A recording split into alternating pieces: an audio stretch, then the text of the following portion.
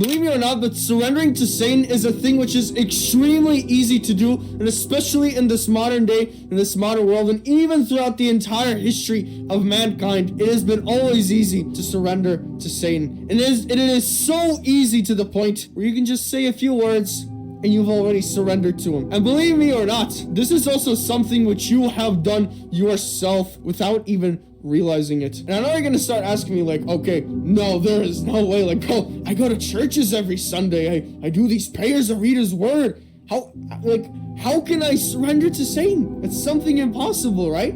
Jesus is with me, right? First of all, you have to realize the fact that when it comes to saying this word, I didn't mean that you say this word through your mouth. I didn't mean that you say this word cognitively, that, oh yeah, Satan, I surrender and submit to your will. By this, what I meant is that we people usually surrender to his will, to your subconscious mind, even in our daily lives. Because have you ever been in this certain position in your faith journey where you are just so stuck in this one certain sin and addiction, where it just comes to a point where Satan has to just come to you and spark that temptation into you and say, come on, bro, do it, or else. And as a little submissive rat in your subconscious mind, you say, yes, Satan, I will do it again. And this is exactly the main biggest problem which I've seen, which a lot of people have also been doing in their faith journey. And I'm gonna be very honest, even I, as a Christian myself, have to sometimes struggle with the same issue to this day. Because if I'm gonna be honest, I'd rather be honest and tell you the truth about my life as well than be like these guys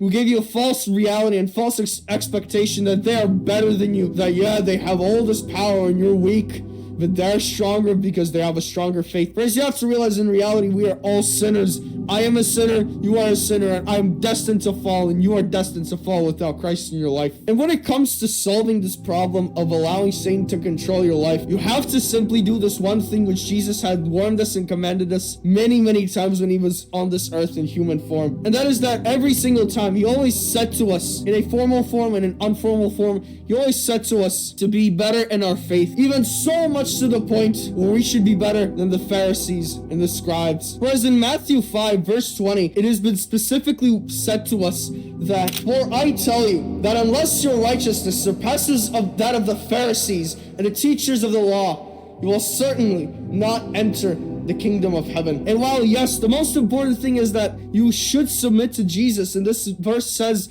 that in order to be better for the scribes, you must surrender to Jesus, which is something that they never did, and they rather trusted in their own works and their wickedness and their greed. But what you also have to focus on is not only on the Jesus aspect, but also in your work aspect. Because as this one other Christian consecrator has said, faith should produce works, which is a byproduct of our faith. This is exactly what you also have to focus on, because if you would have real faith, you would genuinely try your best to do something better and do something different and resist these temptations. Because I'm not saying you're gonna be cured in one day, because I still struggle with some sins as well myself, and I don't consider myself perfect. Just acknowledge the fact that you're not gonna beat anything in one day, but just recognize the fact that in order to be a servant of Christ, you must sacrifice yourself daily. And every time when these voices come into your head, every time Satan tells you to follow me, submit to me, you have to take the radical action where immediately when you see that thought, you pick up your spiritual sword and execute it right at the spot. Execute it right at the spot. You don't hesitate. You don't overthink. You don't think, yeah, maybe later. No, just pick the sword and stab it to death.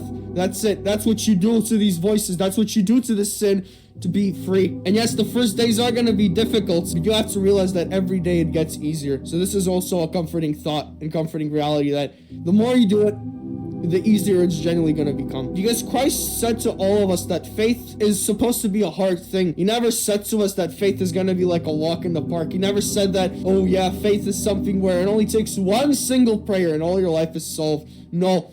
Faith is a long life commitment to our Creator, a lifelong submission and a lifelong surrender to the one who created us, and a lifelong journey of change, theosis, and transformation. First, you have to realize that if you will want change in your life, you will have to start denying sin. You will have to start resisting it. And by this, what I mean is that you will have to reach a certain point where even if you will sin, you will still deny the sin. You will not love it. I want you to reach this certain point where even if you will sin, but you will never love it. It's just as the same thing with homework. We all know how annoying and irritating homework is. Yes, we do our homework, but none of us love it. None of us enjoy it. This is what I want you to do with sin. Just as you have the same hatred for homework, I want you to place that hatred and have the same hatred you have towards sin. For us also, we have to realize the fact that modern day faith is very falsified. Unfortunately, in this modern day, look at the Western world. You could just see how artificially created this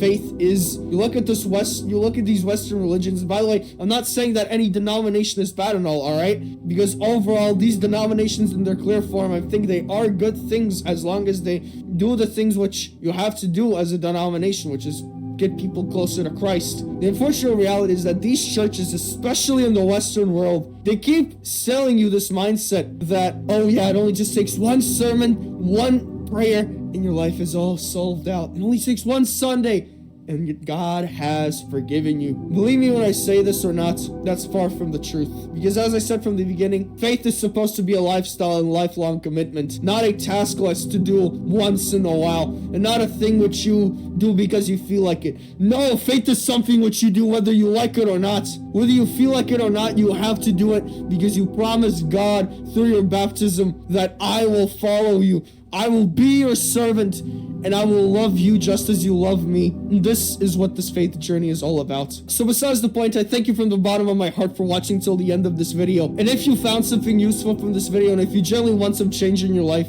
then I recommend you click that first link in the description. Join our Crusade, a place full of like-minded people like you who will force you towards success. Just check out that place, brother, even if you doubt it. It's completely for free, and most likely, you will not regret joining it.